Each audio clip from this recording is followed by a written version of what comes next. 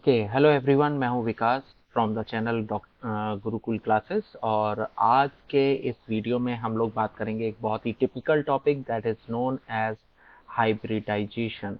Hybridisation जो कि आपका चैप्टर जो है केमिकल बॉन्डिंग से है, केमिकल बॉन्डिंग। और ये क्लास 11th का काफ़ी इम्पोर्टेंट, क्लास 11th सीबीएसई और आईएससी बोर्ड दोनों के लिए काफ़ी ज़्यादा इम्पोर्टेंट है।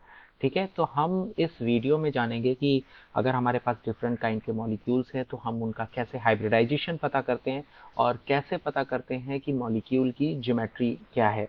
ठीक है, तो हाइब्रिडाइजेशन का टॉपिक शुरू करने से पहले मैं आपको बता दूं कि हाइब्रिडाइजेशन होता क्या है, व्हाट इज हाइब्रिडाइजेशन। ठीक है, तो हाइब्रिडाइजेशन क्या होता है कि जैसे सपोज दैट हम जानते हैं कि हमारे पास अलग अलग तरीके के ऑर्बिटल्स होते हैं और उनके शेप भी अलग अलग होते हैं। जैसे फॉर एग्जांपल एक एस ऑर्बिटल आप जानते होंगे कि that is spherical in shape, this is S orbital, जो कि जिसका शेप कैसा होता है, स्फेरिकल टाइप होता है।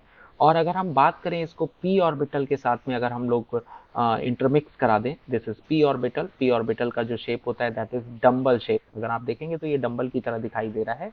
और हाइब्रिडाइजेशन के प्रोसेस में क्या होता है कि ये जो ऑर्बिटल्स होते हैं, यानी ये ऑर्बिटल जिनकी एनर्जी लगभग लगभग इक्विवेलेंट होती है, इक्विवेलेंट एनर्जी का मतलब हो गया कि मोस्टली ऑर्बिटल जो होते हैं वो एक ही शेल से बिलोंग करते हैं। एक ही शेल से बिलोंग करने का मतलब हुआ कि उनकी जो एनर्जी होगी उनमें बहुत ज़्यादा डिफरेंस नहीं होगा। जैसे अगर सपोज दैट हम सेकंड शेल की बात करें और अगर ये एस ऑर्बिटल सेकंड शेल से ही है, मतलब ये 2s है और ये 2p है, तो इनकी एनर्जीज में जो डिफरेंस होगा वो बहुत ज़्यादा नहीं होगा। इस तरह के ऑर्बिटल्स की एनर्जीज को इक्विवेलेंट एनर्जी कहा जाता है। मतलब we can say that this is approximately equal energy. Okay, इन ऑर्बिटल्स की एनर्जी लगभग लगभग कैसी होती है, इक्वल होती है। और इन ऑर्बिटल्स को अगर हम लोग जो है इंटरमिक्स कराते हैं और नए ऑर्बिटल इनसे जनरेट होते हैं, तो नए ऑर्बिटल जो होते हैं उनका शेप एक जैसा होता है। जैसे how many orbitals are there, 1 और 2। अगर दो ऑर्बिटल आपस में इंटरमिक्स होते हैं तो दो नए ऑर्बिटल बनते हैं जिनमें एक लोब बड़ा होता है और एक लोब छोटा होता है। दिस इज एक one orbital.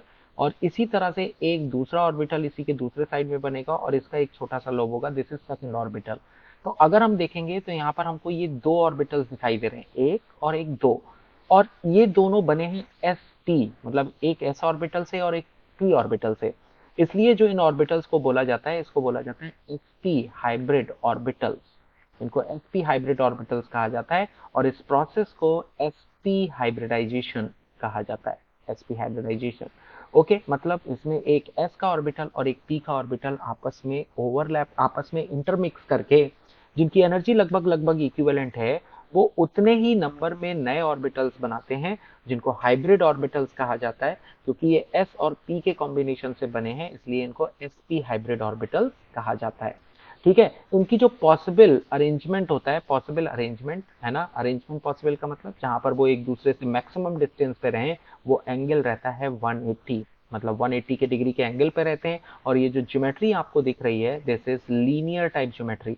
Okay, linear type. इसी तरह से जब एक एस का ऑर्बिटल, एक एस का ऑर्बिटल और दो पी के ऑर्बिटल इंटरमिक्स करते हैं और नए ऑर्बिटल जनरेट करते हैं, तो how many orbitals are now there, 3 orbital. एक एस का ऑर्बिटल है और दो पी के ऑर्बिटल्स हैं। अगर ये इंटरमिक्स करेंगे तो तीन नए ऑर्बिटल जनरेट होंगे जिसमें एक लोब बड़ा एक छोटा, एक अगला लोब बड़ा और दूसरा छोटा, नेक्स्ट लोब भी बड़ा होगा और उसका भी लोब छोटा होगा। इस तरह से अगर हम देखें, इनका जो पॉसिबल अरेंजमेंट है वो ट्राइगोनल टाइप का आपको दिखाई दे रहा है। और ट्राइगोनल में जो बॉन्ड एंगल रहता है दिस इज 120, 120 का एंगल। और जो ज्योमेट्री कहलाती है वो ट्राइगोनल प्लेनर ज्योमेट्री कहलाती है। और ये जो हाइब्रिडाइजेशन है वो sp2 टाइप का है, sp2। ये जो हाइब्रिड ऑर्बिटल्स हैं वो sp2 हाइब्रिड ऑर्बिटल्स कहलाते हैं। और हाइब्रिडाइजेशन जो है वो क्या कहलाता है, sp2 हाइब्रिडाइजेशन कहलाता है। और इसी तरह से और सो ऑन, यानी हाइब्रिडाइजेशन के टाइप और क्या क्या हो सकते हैं, जैसे sp है जो कि हमने यहाँ पर पढ़ लिया। दूसरा आपका sp2 हो सकता है जिसमें एक s और दो p के ऑर्बिटल होते हैं। तीसरा आपका sp3 हो सकता है जिसमें एक s का और तीन p के ऑर्बिटल ओवरलैप करते हैं। इसी तरह से अगला हाइब्रिडाइजेशन हो सकता है sp3d करके हो सकता है, sp3d होता है। नेक्स्ट होता है sp3d2, sp3d2 करके भी हो सकता है। तो ये डिफरेंट टाइप के हाइब्रिडाइजेशन है जो ऑर्बिटल के आपस में इंटरमिक्सिंग से बनते हैं। ओके, तो अगर हम हाइब्रिडाइजेशन की डेफिनेशन को समझें, व्हाट इज हाइब्रिडाइजेशन, अगर इसको समझें तो हाइब्रिडाइजेशन क्या है। तो hybridization is the process of intermixing, intermixing यानी ऑर्बिटल के आपस में इंटरमिक्स होने का प्रोसेस है ऑफ इक्विवेलेंट एनर्जी। ठीक है, इक्विवेलेंट एनर्जी किसका प्रोसेस है? ऑर्बिटल्स के इंटरमिक्सिंग का प्रोसेस है, जिसमें उनकी एनर्जी इक्विवेलेंट होती है to produce equal number of hybrid orbitals. और वो क्या करते हैं? Equal number of hybrid orbitals को क्या करते हैं? प्रोड्यूस करते हैं, और जिनकी एनर्जी और जिनका शेप सब कुछ सेम होता है, everything is same here. Okay, सब कुछ सेम होता है। तो hybridization is the process of intermixing of atomic orbitals of equivalent energy to produce equal number of atomic orbitals, वे है ना, which have same size, same shape, same energy, है ना, सब कुछ सेम होता है, और they have arranged themselves in a particular manner, जिनसे उनके बीच रिपल्शन कम से कम हो, तो वो एक पर्टिकुलर ज्योमेट्री को भी एक्वायर करते हैं। तो ये जो प्रोसेस आपको दिख रहा है, this is known as hybridization. Hybridization के जैसा कि मैंने टाइप बताए, sp hybridisation, sp2, sp3, sp3d और sp3d2। इसके अलावा भी हाइब्रिडाइजेशन होते हैं, जैसे dsp2 भी होता है, sp3d3 भी होता है, लेकिन अभी हमें इन सब के बारे में जानने की नीड नहीं है। हमारे पास जो यहाँ पर जो लिखे हुए दिख रहे हैं, हम उन्हीं में बस अपने आप को समझेंगे। ठीक है, उन हाइब्रिडाइजेशन को समझने की कोशिश करेंगे। तो यहाँ पर जो हमको हाइब्रिडाइजेशन दिख रहा है sp, अगर हम इसको देखें तो इसकी जो ज्योमेट्री होती है, इसके मॉलिक्यूल की जो नॉर्मल ज्योमेट्री होती है, नॉर्मल का मतलब नॉर्मल ज्योमेट्री तब होता है जब मॉलिक्यूल में किसी तरह का लोन पेयर इलेक्ट्रॉन्स ना हो। ओके, अगर उनमें केवल बॉन्ड ही बन रहे हैं और कोई लोन पेयर नहीं है मॉलिक्यूल में, तो नॉर्मल ज्योमेट्रीज होती हैं, जिनमें से नॉर्मल में sp हाइब्रिडाइजेशन के लिए ज्योमेट्री होती है लीनियर। ठीक है, sp2 के लिए होती है ट्राइगोनल प्लेनर करके होती है। नेक्स्ट sp3 के लिए जो होती है ज्योमेट्री वो होती है टेट्राहेड्रल करके होती है, टेट्राहेड्रल। sp3d के लिए होती है ट्राइगोनल बाईपिरामिडल करके होती है, bipyramidal. And the next one is sp3d2 के लिए जो होती है वो ऑक्टाहेड्रल करके ज्योमेट्री होती है, ऑक्टाहेड्रल की ज्योमेट्री होती है। इनके बॉन्ड एंगल्स की भी बात कर लें, कितना एंगल होता है? अगर लीनियर ज्योमेट्री होती है तो बॉन्ड एंगल 180 होता है, ट्राइगोनल प्लेनर होती है तो बॉन्ड एंगल 120 रहता है, टेट्राहेड्रल होती है तो बॉन्ड एंगल 109 डिग्री और 28 मिनट्स का होता है। ट्राइगोनल बाईपिरामिडल में दो एंगल्स होते हैं, जिनमें एक होता है 120 और दूसरा होता है 90 डिग्री। और जो ऑक्टाहेड्रल ज्योमेट्री होती है उसमें सारे के सारे एंगल 90 डिग्री होते हैं। अगर हम इस टेबल को याद रखते हैं, हमें ये पता चल जाए कि किसी भी मॉलिक्यूल का हाइब्रिडाइजेशन क्या है। sp है तो लीनियर ज्योमेट्री होगी, sp2 है तो ट्राइगोनल प्लेनर होगी, sp3 है तो टेट्राहेड्रल होगी, sp3d है तो ट्राइगोनल बाईपिरामिडल होगी, और sp3d2 है तो ऑक्टाहेड्रल होगी। अगर हमें हाइब्रिडाइजेशन निकालना आ गया तो जाहिर सी बात है उसकी हेल्प से हम लोग ज्योमेट्रीज को बता सकते हैं। अब ये जो ज्योमेट्रीज मैंने यहाँ पर नाम लिखे हैं, इन ज्योमेट्रीज में हम लोग जानेंगे कि वो ज्योमेट्री एक्चुअल में दिखती कैसी हैं, उनमें मॉलिक्यूलर अरेंजमेंट किस तरह का होता है। तो ठीक है, आगे देखते हैं। सपोज दैट सबसे पहले हम लोग उठा लेते हैं यहाँ से उठा लेते हैं। सबसे पहले हमारी ज्योमेट्री है लीनियर।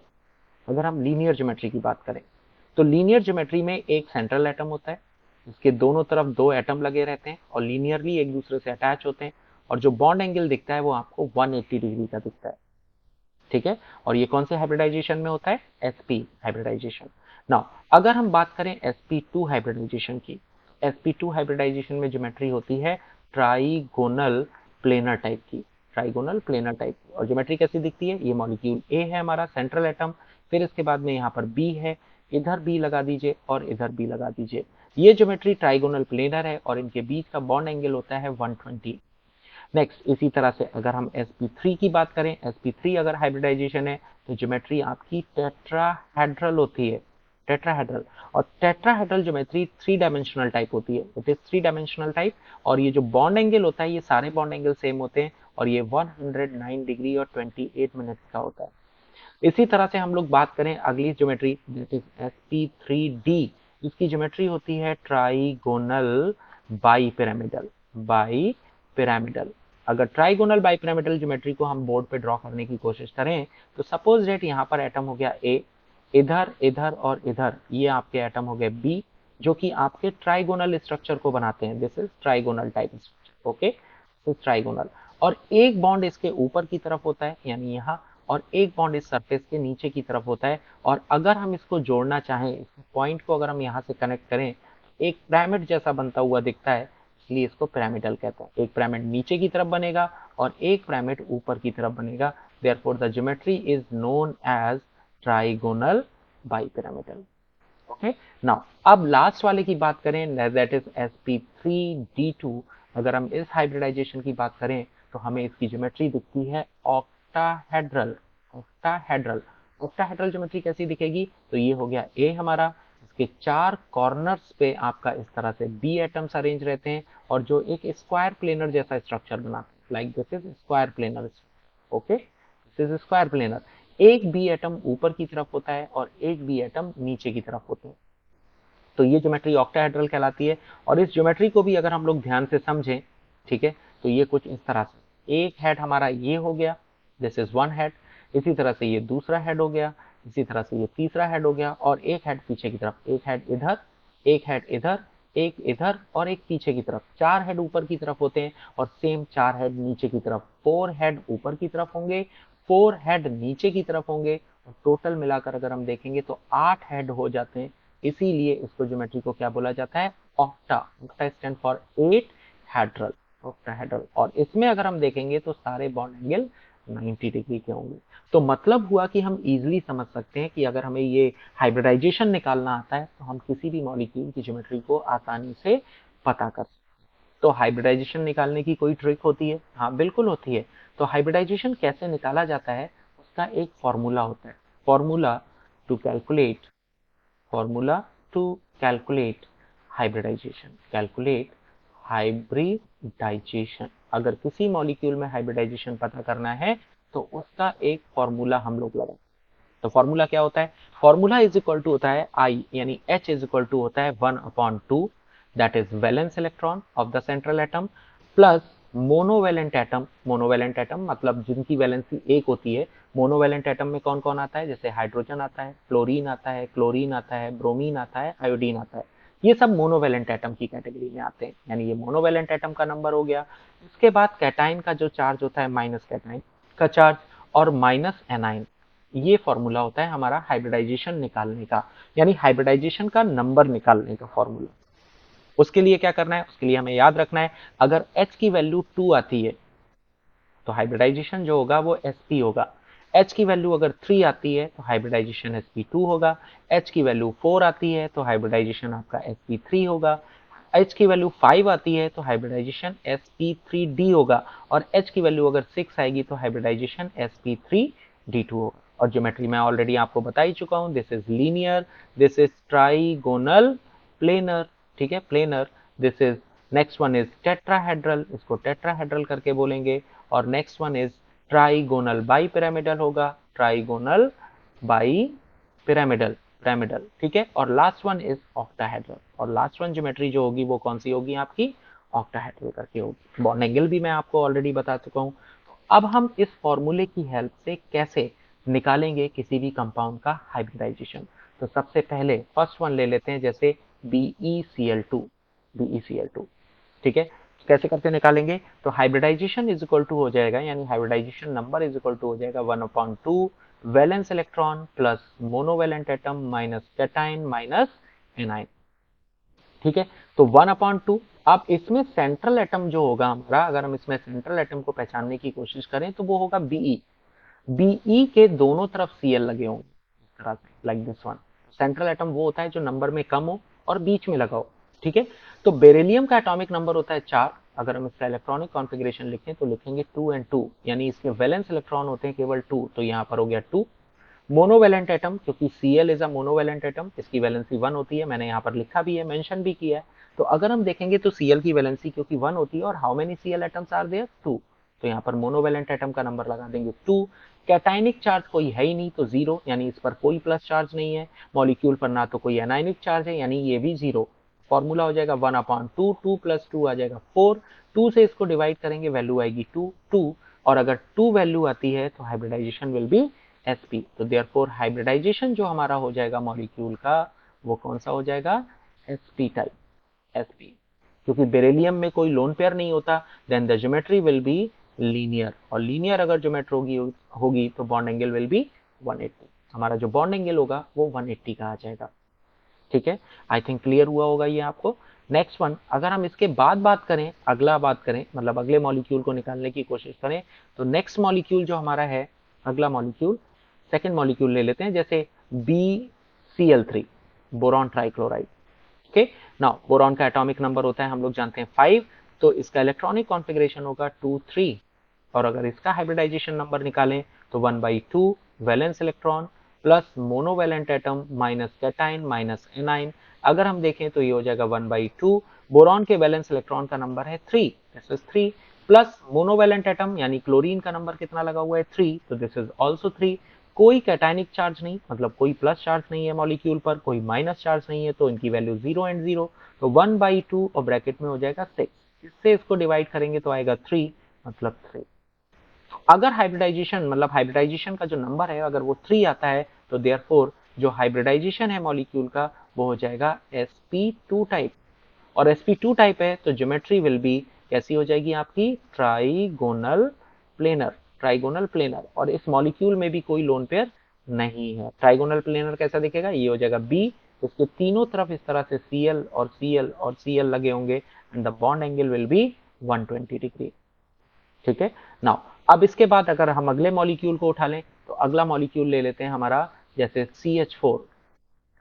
ठीक है, कार्बन का एटॉमिक नंबर होता है 6, इलेक्ट्रॉनिक कॉन्फ़िगरेशन लिखें तो लिख सकते हैं 2 और 4, 2 एंड 4। ठीक है, अगर हम इसका हाइब्रिडाइजेशन नंबर निकालें तो formula is 1/2 valence electron plus monovalent atom minus cation और माइनस एनाइन। ओके, तो 1/2, कार्बन के बैलेंस इलेक्ट्रॉन आपको सामने दिख रहे हैं, 4 हैं। Monovalent atom, hydrogen is also a monovalent atom, how many hydrogen atoms are there, 4। कोई कैटाइनिक चार्ज नहीं, कोई एनाइनिक चार्ज नहीं, तो 0 एंड 0, इट विल बी 1/2, 4 और 4 हो गया 8, इससे इसको डिवाइड करो तो नंबर आएगा 4, और अगर 4 नंबर आता है तो हाइब्रिडाइजेशन विल बी क्या हो जाएगा, sp3। और sp3 अगर ज्योमेट्री होगी, sp3 हाइब्रिडाइजेशन होगा तो geometry will B tetrahedral. Tetrahedral, tetrahedral कैसा दिखता है, ये कार्बन होगा, तो चारों तरफ इस तरह से बॉन्ड लगे होंगे और इन पर क्या लगा होगा, हाइड्रोजन, और जो एंगल है वो हो जाएगा 109 डिग्री और 28 मिनट का। तो हाइब्रिडाइजेशन हमने इसका भी निकाल लिया। थोड़ा सा और आगे बढ़ते हैं और एग्जांपल्स को समझने की कोशिश करते हैं। तो नेक्स्ट एग्जांपल हमारा है अगला, that is PCl5। PCl5, phosphorus का जो एटॉमिक नंबर होता है वो होता है 15। अगर इलेक्ट्रॉनिक कॉन्फ़िगरेशन लिखें तो लिखेंगे 285। ये वैलेंस शेल में कितने इलेक्ट्रॉन है, 5। अब इसका अगर हम हाइब्रिडाइजेशन नंबर निकालें तो formula will be 1/2, this is valence electron plus monovalent atom minus cation minus A9. तो 1/2 हो गया, वैलेंस इलेक्ट्रॉन का नंबर इसका हो जाएगा कितना, 5। मोनोवैलेंट एटम, मतलब क्लोरीन इज मोनोवैलेंट एटम, कितने जुड़े हुए हैं, 5, तो ये हो जाएगा 5, माइनस कैटाइन मतलब कोई चार्ज नहीं है, माइनस एनाइन मतलब कोई चार्ज नहीं है, तो ये हो जाएगा 1/2 और ये हो जाएगा 10। इससे इसको डिवाइड करेंगे, नंबर आएगा 5, और 5 अगर नंबर आता है तो हाइब्रिडाइजेशन जो होता है मॉलिक्यूल का वो हो जाता है आपका sp3d, और अगर sp3d है तो geometry will B trigonal bi pyramidal, pyramidal, trigonal bi pyramidal. अब ट्राइगोनल बाई पिरामिडल कैसे बनता है, दिस इज ट्राइगोनल, ये ट्राइगोनल हो गया हमारा, यहाँ पर बीच में हम लिख देंगे P, ठीक है, और इसके तीनों कॉर्नर पर एक एक लगा देंगे Cl, दिस इज ट्राइगोनल, और bond angle will be 120। Bi pyramidal का मतलब एक Cl ऊपर की तरफ और एक Cl नीचे की तरफ। अगर आप देखेंगे तो ये एंगल हो जाता है हमारा 120, और ये जो वर्टिकल बॉन्ड का एंगल होता है ये होता है 90 डिग्री। इसमें दो एंगल होते हैं 120 एंड 90 डिग्री। ये जो ज्योमेट्री आपको दिख रही है दिस इज ट्राइगोनल, और बाई पिरामिडल इसलिए कहते हैं क्योंकि एक पिरामिड ऊपर की तरफ बनता है दिस, और इसी तरह से एक पिरामिड नीचे की तरफ बनता है लाइक दिस। तो ये दो पिरामिड जैसे स्ट्रक्चर बनते हैं, एक ऊपर की तरफ एक नीचे की तरफ, therefore the geometry is known as trigonal bipyramidal. Okay, now next example is SF6, SF6, sulphur जिसका एटॉमिक नंबर होता है 16, इलेक्ट्रॉनिक कॉन्फ़िगरेशन लिखते हैं 286, और इसके वैलेंस इलेक्ट्रॉन है 6। सल्फर के इलेक्ट्रॉन 6 हैं। अब इसका अगर हाइब्रिडाइजेशन नंबर निकाला जाए तो it will be 1/2 valence electron plus monovalent atom minus cation minus A9. तो यहाँ हो जाएगा 1/2 वैलेंस इलेक्ट्रॉन सल्फर के आपको साफ दिख रहे हैं 6। इसके मोनोवैलेंट एटम मतलब fluorine is monovalent atom, they are also 6, cationic charge कुछ नहीं है, एनाइनिक चार्ज कुछ भी नहीं है, तो ये हो जाएगा 1/2 इंटू 12 से इसको डिवाइड करेंगे आ जाएगा 6, और अगर 6 नंबर आता है तो हाइब्रिडाइजेशन होता है sp3d2। मैंने आपको ऑलरेडी टेबल बनवाई हुई है, आप उस टेबल को चेक करिएगा, और sp3d2 होगा तो geometry will be octahedral. Octahedral, octahedral कैसा दिखेगा, ये आपका स्क्वायर प्लेन टाइप का ज्योमेट्री हो जाएगा यहाँ पर, और इसमें सल्फर के चारों कॉर्नर पे यहाँ पर आपको फ्लोरीन लगे हुए दिखाई देंगे, और इसके अलावा एक बॉन्ड ऊपर की तरफ एक बॉन्ड नीचे की तरफ, तो ये आपके ऑक्टाहेड्रल ज्योमेट्री बनाने में हेल्प करेंगे। और यहाँ पर अगर हम देखेंगे तो ये बॉन्ड एंगल भी हमारा 90 डिग्री होगा, और ये बॉन्ड एंगल भी हमारा 90 डिग्री होगा। All the bond angles are 90 degree. और ऑक्टाहेड्रल इसे इसलिए कहते हैं इसे कि अगर हम इसके कॉर्नर को इस पॉइंट से जोड़ें तो देखो एक हेड ये ऊपर बना, दिस इज वन हेड। इसी तरह से इधर से जोड़ें अगर हम लोग तो एक हेड आपका ये बना, दूसरा हेड इधर से अगर हम जोड़ेंगे तो एक हेड हमारा ये बना, तीसरा हेड, और एक चौथा हेड पीछे की तरफ। तो ये 4 हेड आपको ऊपर की तरफ दिख रहे हैं, और इसी तरह से 4 हेड आपको नीचे की तरफ दिखेंगे। टोटल हो जाएंगे इनको मिलाकर 8 हेड, 8 हेड। तो इनके अगर 8 हेड हो जाएंगे तो 8 मतलब ऑक्टा, और हेड है तो therefore this is called hedral. Geometry will be octahedral. तो SF6 की जो ज्योमेट्री होगी कैसी होगी, ऑक्टाहेड्रल, और हाइब्रिडाइजेशन इसका sp3d2। नाउ अभी तक जो हमने मॉलिक्यूल पढ़े उसमें किसी तरह का कोई लोन पेयर नहीं था, किसी तरह का कोई लोन पेयर नहीं था। अब हम उन मॉलिक्यूल के बारे में जानेंगे जिनमें लोन पेयर भी होते हैं, और उनकी ज्योमेट्रीज हम कैसे निकालते हैं। ओके, नाउ अगला हम जो मॉलिक्यूल ले रहे हैं जिसमें लोन पेयर होगा हमारा, the next molecule is XeOF2। XeOF2 xenon हमारा एक नोबल गैस है, और नोबल गैस है तो इसका मतलब इसके वैलेंस इलेक्ट्रॉन का नंबर होगा 8। नोबल गैसेस के आउटर मोस्ट शेल में कितने इलेक्ट्रॉन होते हैं, 8। तो हमारा जो हाइब्रिडाइजेशन का नंबर है उसका निकालने का फॉर्मूला है 1/2, that is valence electron plus monovalent atom minus cationic charge minus anionic charge, और ये हो जाएगा 1/2। वैलेंस इलेक्ट्रॉन का नंबर हो गया 8, तो यहाँ लिख देंगे 8। मोनोवैलेंट एटम केवल फ्लोरीन है, और वो कितने लगे हैं, 2। ऑक्सीजन की वैलेंसी 2 होती है तो इसको हम नहीं लेंगे। तो फ्लोरीन क्योंकि आपके 2 लगे तो ये हो जाएगा 2 माइनस कोई कैटाइनिक चार्ज नहीं, कोई एनाइनिक चार्ज नहीं, तो ये हो जाएगा 1/2 इंटू 10। इससे इसको डिवाइड करेंगे तो नंबर आएगा 5, और अगर 5 नंबर आता है तो इस पे हाइब्रिडाइजेशन होता है sp3d। और इसकी जो नॉर्मल ज्योमेट्री होगी, नॉर्मल ज्योमेट्री sp3d के लिए वो होगी trigonal bipyramidal, trigonal bipyramidal, bipyramidal. Okay, तो अब हम जो है यहाँ पर ट्राइगोनल बाइपिरामिडल को बना लेते हैं। तो this is trigonal, this is trigonal, यहाँ पर बीच में हो जाएगा हमारा जेनॉन, और इसमें हो जाएगा बाइपिरामिडल, एक ऊपर की तरफ और एक बॉन्ड नीचे की तरफ। सबसे पहले हम देखेंगे हमारे कौन कौन से एटम यहाँ पर हैं। तो देखो एक ऑक्सीजन है, साफ साफ दिख रहा है, एक ऑक्सीजन बना दिया डबल बॉन्ड करके, क्योंकि ऑक्सीजन डाइवेलेंट होता है तो 2 बॉन्ड जोड़ दिए। 2 आपको फ्लोरीन यहाँ पर दिख रहे हैं, तो एक फ्लोरीन ऊपर की तरफ लगा दिया और एक फ्लोरीन नीचे की तरफ लगा दिया। अब आप देखेंगे कि हमने ऑक्सीजन भी अरेंज कर दिया और फ्लोरीन भी, लेकिन अभी भी 2 बॉन्ड यहाँ पर खाली रह गए। तो ये 2 बॉन्ड क्या रिप्रेजेंट करते हैं, ये 2 बॉन्ड रिप्रेजेंट करते हैं द लोन पेयर। एक लोन पेयर यहाँ होगा और एक लोन पेयर यहाँ होगा। इसका मतलब जेनॉन XeOF2 में आपके 2 लोन पेयर हैं, आपके 2 लोन पेयर, एक ये, और 3 आपके बॉन्ड पेयर हैं, और 3 आपके क्या है, बॉन्ड पेयर है। और टोटल नंबर इनका 2 और 3 मिलकर कितना आता है, 5। अब जो ज्योमेट्री है हमारी, जो सामने ज्योमेट्री दिख रही है, इसमें हम लोन पेयर वाले पार्ट्स को काउंट नहीं करते हैं। ज्योमेट्री में हम लोन पेयर वाले पार्ट को नहीं देखते, मतलब इस वाले पार्ट को हम थोड़ा सा अवॉइड करेंगे। तो जो ज्योमेट्री हमें मॉलिक्यूल की दिख रही है, अगर आप इसको ध्यान से देखें, it looks like T shaped, it is T shape. अगर इसको सीधा कर लें तो it is like T shaped. इस ज्योमेट्री को बोला जाता है टी शेप्ड ज्योमेट्री।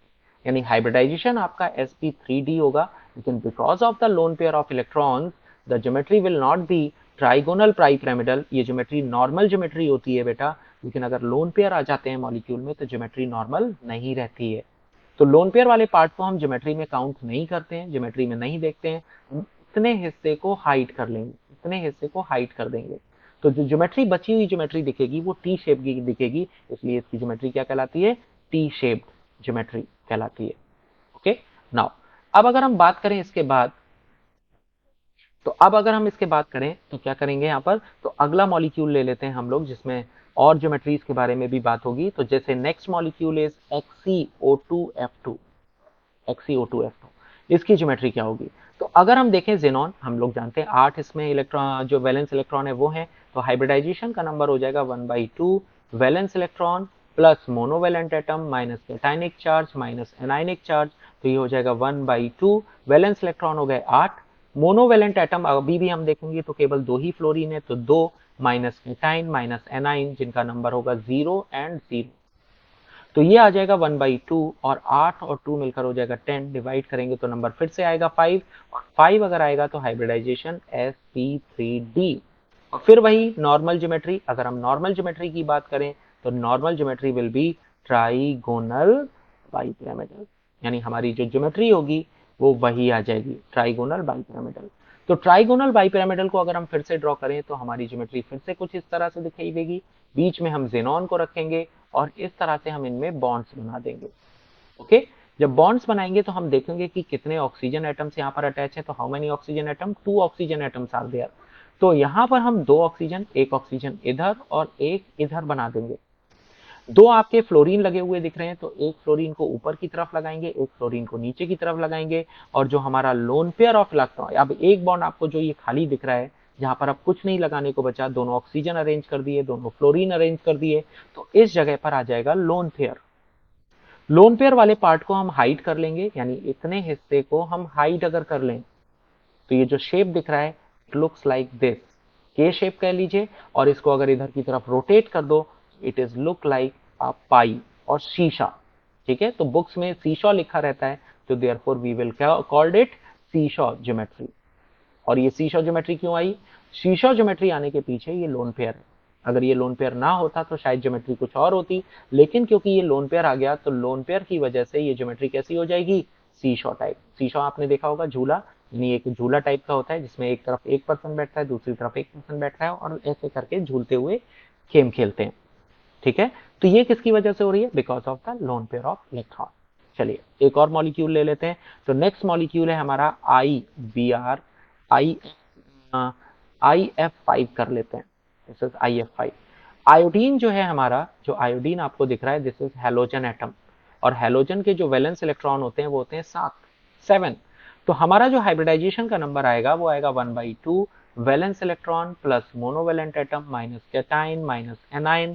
तो अगर हम देखेंगे it will be 1/2 valence electron हो गए हेलोजन में 7, मोनोवैलेंट एटम जो फ्लोरीन आयोडीन के साथ जुड़े हैं वो 5 हैं, और पांचों आपके मोनोवैलेंट हैं, तो वो मोनोवैलेंट की जगह हो गया 5, कोई कैटाइनिक चार्ज नहीं, कोई एनाइनिक चार्ज नहीं, इस तरह से ये हो जाएगा 1/2 इंटू 12, 2 से इसको डिवाइड करेंगे तो आ जाएगा 6, और 6 अगर किसी का नंबर आएगा तो हाइब्रिडाइजेशन विल बी sp3d2।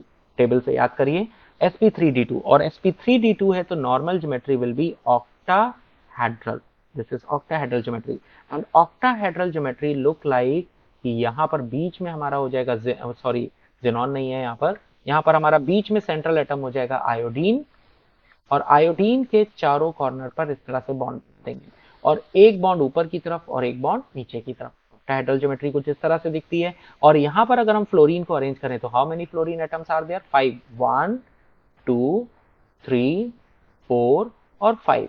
अभी हमारा एक बॉन्ड ये खाली रह गया, तो जो बॉन्ड खाली रह जाता है वो क्या होता है? जैसा कि हम बता चुके हैं, दिस इज लोन पेयर, ये लोन पेयर हो जाएगा, क्योंकि लोन पेयर वाले हिस्से को हम ज्योमेट्री में इंक्लूड नहीं करते, इसको ज्योमेट्री में नहीं दिखाएंगे, ज्योमेट्री में नहीं दिखाएंगे तो ज्योमेट्री हमें कैसी दिख रही है? तो नीचे एक स्क्वायर शेप दिख रहा है और स्क्वायर से एक पिरामिड बनता हुआ दिख रहा है, तो this geometry is known as square pyramidal, इस ज्योमेट्री को हम स्क्वायर पिरामिडल कहते हैं। तो जो हमारा IF5 है इसकी ज्योमेट्री क्या होगी? स्क्वायर पिरामिडल, और जो इसका हाइब्रिडाइजेशन होगा वो sp3d2, जो कि हमने यहाँ पर निकाला है इस नंबर की हेल्प से। तो आई होप ये वीडियोस आपको बहुत आसानी से समझ में आए होंगे, हाइब्रिडाइजेशन निकालना आसानी से समझ में आया होगा। ये हमारा पार्ट 1 है। इसके बाद मैं एक वीडियो और बनाऊंगा जो कि हाइब्रिडाइजेशन पर ही होगा, दैट विल बी पार्ट 2, और उसमें मैं कुछ आयंस वाले मॉलिक्यूल्स लेकर, जिनमें आयंस होंगे, कुछ और भी ऐसे मॉलिक्यूल लेकर जिनमें लोन पेयर्स होंगे, हम उनकी ज्योमेट्रीज के बारे में बात करेंगे। तो आई होप अगर ये वीडियो आपको समझ में आया तो अपने दोस्तों के साथ शेयर करिए, और वीडियो में अगर किसी तरह की कोई कमी या आपको लग रहा है कि आपको कुछ चीज़ समझ में नहीं आई, आप दोबारा से सीखना चाहते हैं, तो कमेंट बॉक्स में लिखकर मुझे बताइए। मैं इस वीडियो की हेल्प से, यानी अगले वीडियो की हेल्प से आपकी ज़रूर मदद करूँगा।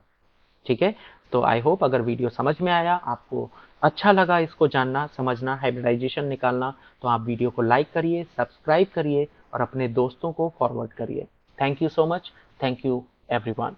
आप विजिट कर सकते हैं मेरी वेबसाइट www, ठीक है, www.gurukulclasses.com, ये मेरी वेबसाइट है। यहाँ पर जाकर आप कुछ मॉक टेस्ट दे सकते हैं, फ्री में आपकी स्टडी मटेरियल आप डाउनलोड कर सकते हैं और MCQ टाइप क्वेश्चंस भी सॉल्व कर सकते हैं। So visit once. So I hope आपको वो भी अच्छा लगेगा। Thank you.